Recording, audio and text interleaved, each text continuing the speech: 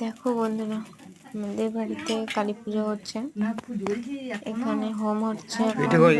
Home হওয়ার পর পুজো হচ্ছে। পুজো করছে। হোম শেষ হবার মুখে এখন এখানে বাবা ভাই বসেছিল। এই যে আমার মা বসে আছে, বসে আছে। তারপর এরা সবাই আমাকে বলছিল আমাদেরকে একটু ভিডিও বানা। আমার মা